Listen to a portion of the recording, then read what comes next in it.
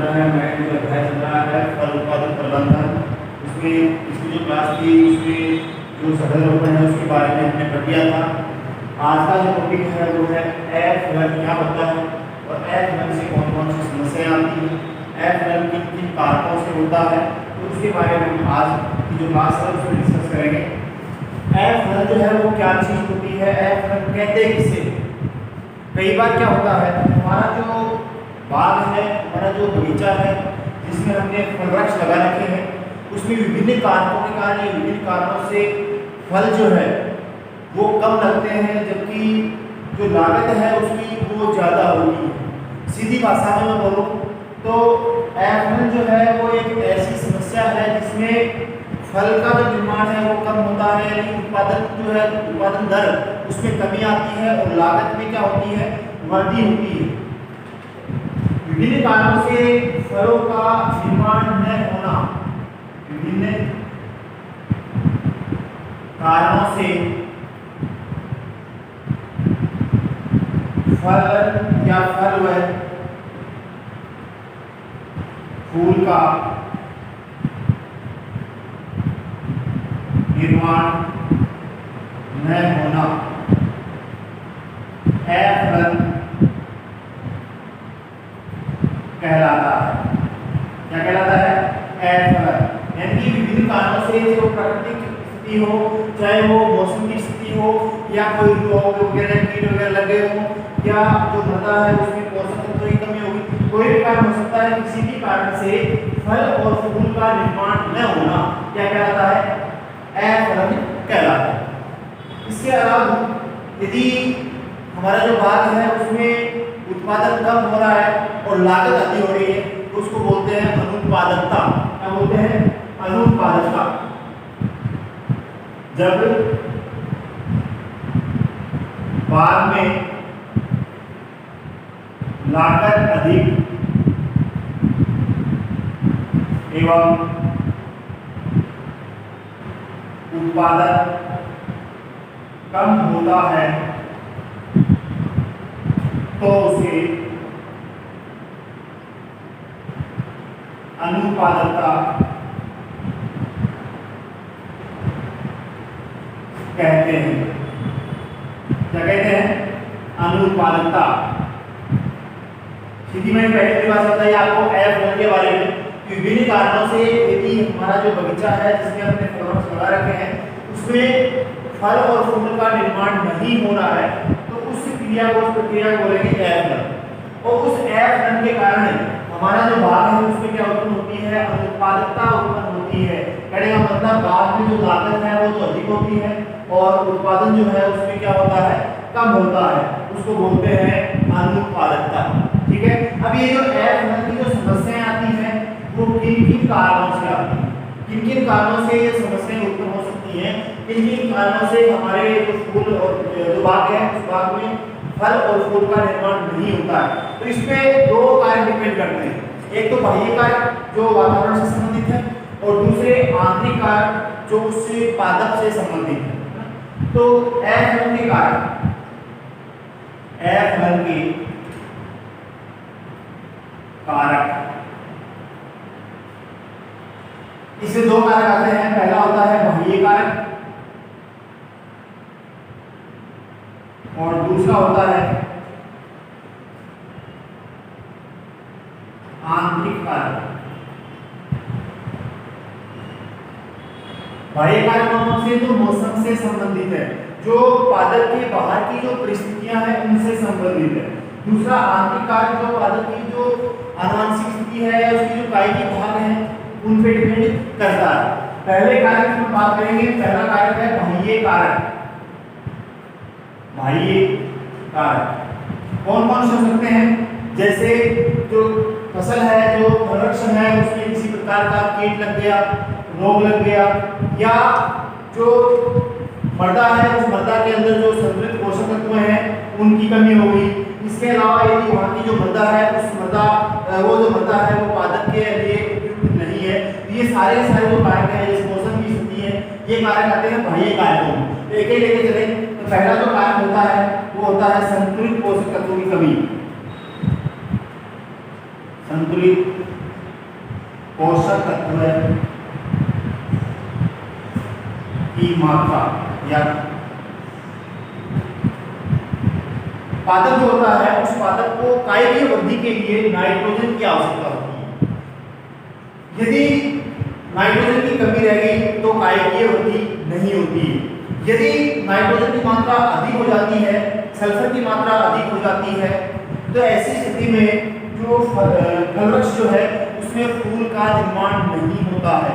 इसके अलावा जो नाइट्रोजन की मात्रा अधिक होती है तो पादप के अंदर केवल कायकी जो वृद्धि है वो अधिक होती है। तो पहला जो कारण है संतुलित पोषक तत्वों की मात्रा, उसमें जैसे एग्जांपल की बात करें, कोई भी पादप होता है उसमें कार्बोहाइड्रेट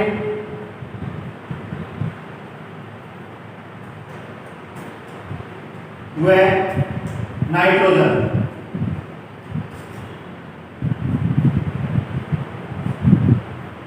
का अनुपात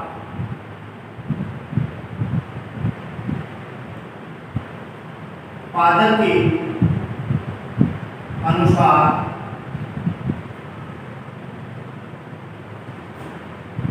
संतुलित होना चाहिए।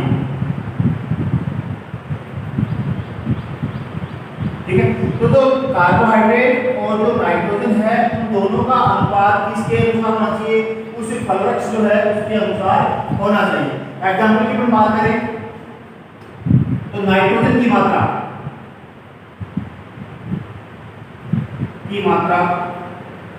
अधिक होने पर पादप की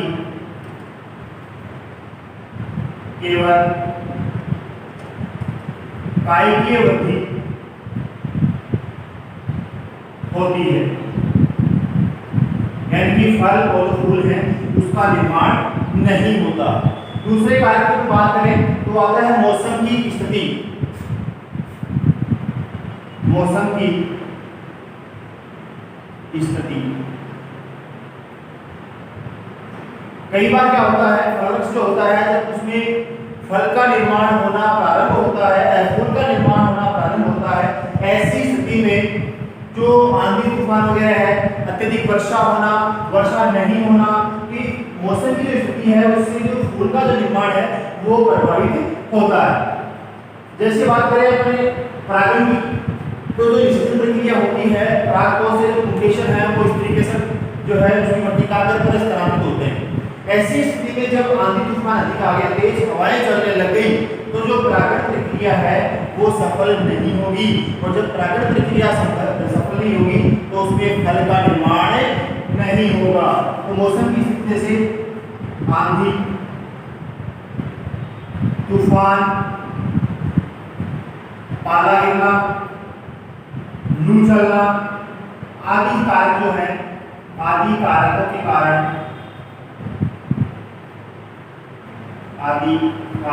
कारण फलन प्रक्रिया प्रभावित होती है। जैसे मौसम की स्थिति है, फल का निर्माण होना प्रारंभ हो रहा है या फूल का निर्माण प्रारंभ हो रहा है, तो ऐसी स्थिति में मान लो तूफान आ गई तो परागण प्रक्रिया नहीं होगी, पाला गिर गया, लू चल रही है, तो इन सभी कारकों के कारण जो फलन है वो प्रभावित होता है, फल का जो निर्माण है वो नहीं होता है। इसके अलावा अगर बाह्य कारकों की बात करें तो आता है कीट एवं रोग। जब हमारा फल जो है वो उसका निर्माण प्रारंभ हो जाता है, फल बनना प्रारंभ हो गया, उसके बाद में जो प्रोडक्शन है उसमें कोई कीट या रोग पैदा हो गया, तो उससे जो उत्पादन है उसमें कमी आ जाती है, जिससे जो फल की समस्या है वो बढ़ जाती है। जैसे एग्जाम्पल्स की बात करें, आम है, आम में आम का फुदका कीट, बेर का छाछिया रोग, इसके अलावा पपीता है तो पपीता का मोजेक रोग, इन रोग और कीटों की वजह से दुग्धा कीट है, छाछा रोग है, मोजे रोग है, तो इन रोगों के कारण जो उत्पादन है उसमें क्या आ जाती है, कमी आ जाती है। कहने का मतलब अनुत्पादकता जो है वो पैदा हो जाती है। तो ये भूमिस्थापन कीट रोग जैसे आम है, आम का दुग्धा कीट है, बेर का छाछा रोग है, पपीता का मोजे रोग है। इन कीट और रोगों के कारण जो एफ की समस्या है वो उत्पन्न हो सकती है। इसके अलावा अगला हम पॉइंट की बात करें, अपने अगले जो बाह्य कारक है उसकी भी बात करें तो वो आता है सिंचाई। सिंचाई जो पादप होता है जब उसमें फल बनना प्रारंभ होता है, फल का निर्माण प्रारंभ होता है, फलन प्रक्रिया शुरू होती है, उस समय पादप को पर्याप्त सिंचाई की आवश्यकता होती है, पर्याप्त पानी की आवश्यकता होती है। यदि उस कंडीशन में पादप को पर्याप्त मात्रा में सिंचाई नहीं मिल रही है, पर्याप्त मात्रा में पानी नहीं मिल रहा है, तो ऐसी स्थिति में जो फलन प्रक्रिया है वो रुक जाती है, उसकी जो फल की जो वृद्धि है वो रुक जाती है। तो इस प्रकार से जो एफ की समस्या है वो उत्पन्न हो जाती है। सिंचाई कब है, जब पादप में फलन शुरू होता है तब उचित मात्रा में पानी की या सिंचाई की आवश्यकता होती है। पानी नहीं मिलने पर या सिंचाई नहीं होने पर फलन रुक जाता है। ठीक है, जब पर्याप्त मात्रा में पानी की आवश्यकता होती है उस समय यदि पर्याप्त मात्रा में सिंचाई नहीं हो रही है तो जो फलन प्रक्रिया है वो रुक जाती है। इसके अलावा नेक्स्ट पॉइंट की बात करें तो आता है कटाई और छंटाई। कटाई छंटाई पादप की उचित वृद्धि और फूल और फल निर्माण के लिए पादप जो होता है उसमें पादप की आवश्यकता अनुसार या उचित समय अनुसार उसकी जो टहनियां हैं उन टहनियों के बीच में उचित गैप होना अति आवश्यक होता है, फासला होना अति आवश्यक होता है, ताकि पादप की काई की वृद्धि हो सके और फल निर्माण है, फूल निर्माण जो है वो प्रारंभ हो सके। तो समय अनुसार या उचित मात्रा में पादप की कटाई छटाई जो है वो करना अत्यधिक आवश्यक होता है। यदि अपन कटाई छटाई नहीं कर रहे हैं तो उस पादप की काई की जो वृद्धि है वो बड़ी अधिक होगी, सभी पोषक तत्व जो है वो उचित मात्रा में उपलब्ध नहीं हो पाएंगे। ऐसी स्थिति में जो फल है उस फल की जो वृद्धि है वो प्लस फल का जो निर्माण है, फलों की जो संख्या है उसमें आंशिक रूप से कमी आती है। तो इसलिए उचित मात्रा में या उचित समय अनुसार पादप की कटाई छटाई जरूर करनी चाहिए। तो समय अनुसार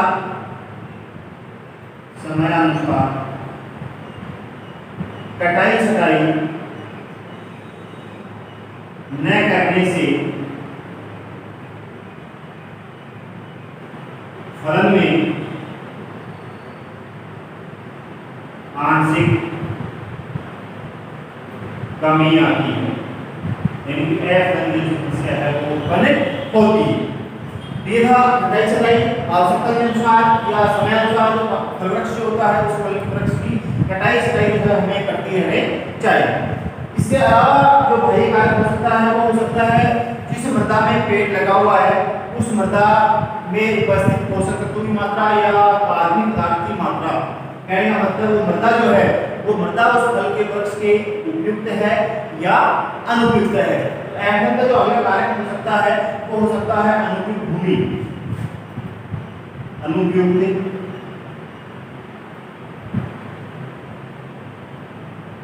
भूमि,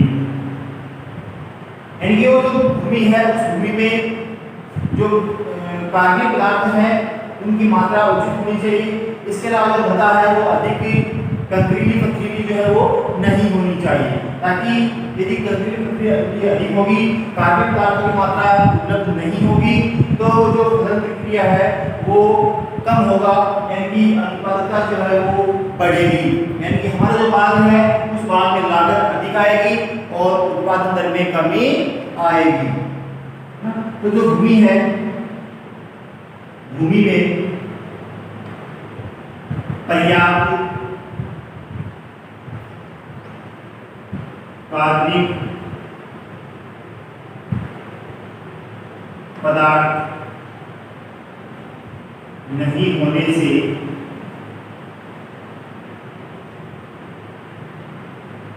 फलन प्रक्रिया रुक जाती है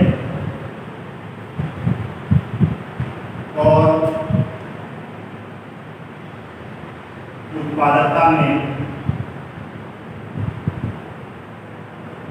कमी आती है।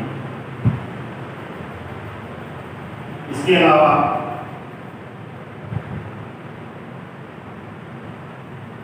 मृदा अधिक पथरीली होने से भी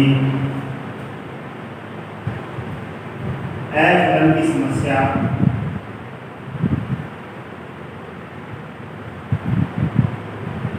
रहती है। तो मृदा जो है उस मृदा के अंदर कार्बनिक पदार्थ जो है वो नहीं होंगे तो फलन प्रक्रिया रुक जाएगी। इसके अलावा यदि मृदा अधिक पथरीली है तो ऐसी स्थिति में जो एफलन है उसकी समस्या पैदा हो सकती है। तो इस प्रकार से आज जो क्लास है उस क्लास में हमने एफलन की समस्याएं पढ़ी। एफलन क्या चीज होती है, एफलन से अनुत्पादकता बढ़ती है या घटती है। तो एफलन से रिलेटेड विभिन्न कारणों से फल और फूल का निर्माण न होना एफलन कहलाता है। एफलन से क्या होगा, जब बाग होता है उस बाग में लागत क्या होगी, अधिक होगी और उत्पादन जो दर है उत्पादन में क्या आएगी, कमी आएगी, जिसे हम क्या बोलते हैं, अनुत्पादकता कहते हैं। ये जो एफलन है या जो अनुत्पादकता है वो किन किन कारकों से बढ़ती है। तो अपने बताया दो कारक होते हैं, एक होता है बाह्य कारक जो बाह्य परिस्थितियों से पैदा होता है, एक होता है आंतरिक कारक जो पादप की जो कायिकी होती है या पादप की जो आनुवंशिक होती है या आनुवंशिक जो कारक है वो आएंगे। तो दो कारक हो गए, बाह्य कारक और आंतरिक कारक। बाह्य कारकों की हमने इस क्लास में चर्चा की कि कौन कौन से कारक हो सकते हैं। उसमें पहला कारक था संतुलित पोषक तत्वों की मात्रा या स्थिति। पादप जो होता है उस पादप में अच्छे फल प्रक्रिया के लिए, अच्छे फल निर्माण के लिए पोषक तत्वों का संतुलित मात्रा में होना आवश्यक है। जैसे कार्बोहाइड्रेट और जो नाइट्रोजन है उसका अनुपात पादप के अनुसार होना चाहिए। सल्फर है, नाइट्रोजन है, उनकी भी उपस्थिति होनी चाहिए।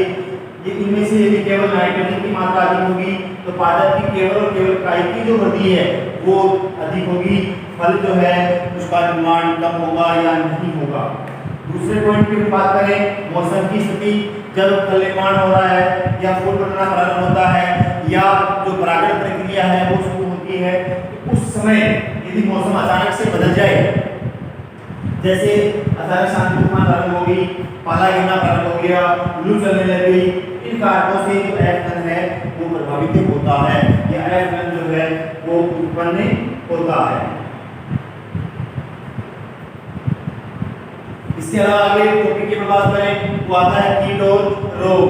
जब फल निर्माण प्रारंभ हो गया उस समय जो पादप है उसमें कोई कीट लग गया, जैसे आम का खुद का कीट है, बेर के का जो छाछा रोग है, पपीता का मोजेक रोग है। तो इन रोग और कीटों के कारण जो उत्पादन है उसमें कमी आ जाती है और लागत जो है वो अधिक रह जाती है, यानी कि एफलन की समस्या है वो उत्पन्न हो जाती है। इसके अलावा अगला जो टॉपिक था वो था सिंचाई। पादप होता है जब उसमें फलन होता है, जब उसमें फल निर्माण प्रारंभ होता है तो उसको उचित पानी की आवश्यकता होती है। यदि उस समय पर्याप्त मात्रा में पानी उसको उपलब्ध नहीं हो पाता है, नहीं मिल पाता है, तो जो फलन प्रक्रिया है वो रुक जाती है, उसमें आंशिक रूप से कमी आ जाती है। इसके अलावा पादप की समय अनुसार या समय अंतराल पर, निश्चित समय अंतराल पर उसकी कटाई छटाई जो है वो करते रहना चाहिए। यदि कटाई छटाई पर आवश्यकता अनुसार या समय अनुसार नहीं कर रहे हैं तो पादप के अंदर जो फलन प्रक्रिया है उसमें आंशिक रूप से कमी आती है। इसके अलावा मृदा जो है यदि उस मृदा के अंदर पर्याप्त कार्बनिक पदार्थ नहीं है या वो मृदा अधिक रेतीली है, अधिक पथरीली है कहने का मतलब है कि वो बंदा उत्पादन के लिए उपयुक्त नहीं है, यानी अनुपयुक्त भूमि होने के कारण भी जो F है वो उत्पन्न हो सकता है। तो ये सारे पॉइंट थे जिसके बाह्य कारक में शामिल हैं। दूसरा जो कारक था आंतरिक कारक, इसके बारे में हम अगली जो क्लास होगी, नेक्स्ट जो क्लास होगी उसमें डिस्कस करेंगे। आई होप आपके समझ में आया होगा। लगातार एग्रीकल्चर क्लास जो है उससे जुड़े रहने के लिए हमारा यूट्यूब चैनल जो है उसको सब्सक्राइब कीजिए ताकि डेली जो नोटिफिकेशन है वो आप तक पहुंच सके। धन्यवाद।